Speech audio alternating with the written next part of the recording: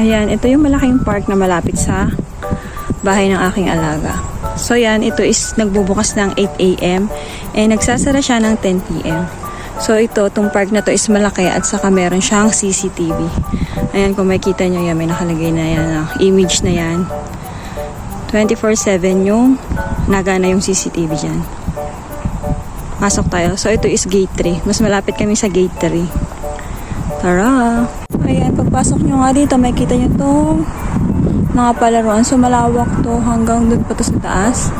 So yung taas yun yung gate 1. Tapos itong daan naman na to is gate 2. Doon sa pinakataas is gate 1. So kung makikita nyo, walang masyadong tao. Pero may pailan-ilan. Kasi nga is, ngayon is weekdays. So kapag weekdays, ang mga bata is naman nasa eskwelahan. At saka yung mga maliliit naman is nasa yung parang daycare dito, yung iniiwanan ng mga bata. Kung tawagin is ganyan. So kung gusto nyo ng solo, yung wala masyadong tao, pupunta kayo dito ng weekdays, wag weekend, wag Shabbat. Kasi pag Shabbat, dito yung napakadaming tao pag Shabbat. So yung walang entrance fee dito, libre lang. Unlike sa atin sa Pilipinas, tapos may CR dito, may tubig na libre. Tapos may nagme-maintain din ng cleanliness dito. So di ba makikita nyo, napakalinis. May mga malalaking puno.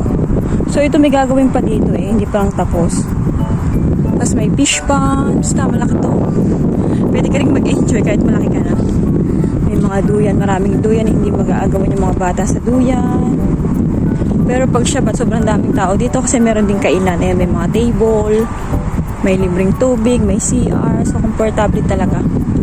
Ito yung kagandahan dito na nagbabayad sila ng tax, tapos nakikita nila kung saan napupunta yung binabayad nilang tax. Unlike sa ating sa Pilipinas, alam nyo na, halos lahat is mga private na yung mga property. Ito is pang public. Ayan. Sa tao to.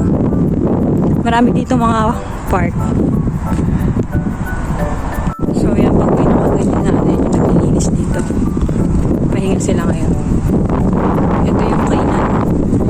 Pag magpipiknik kayo, may table dyan. Dyan din may tubigan din dyan. Ayan, madaming duyan dito na ganito. Ito, buong harela. Ayan, panay duyan. Ito is pang toddler. Dito sa part na to, mga pang toddler. Ayan, julaga ako. Ito yan ako.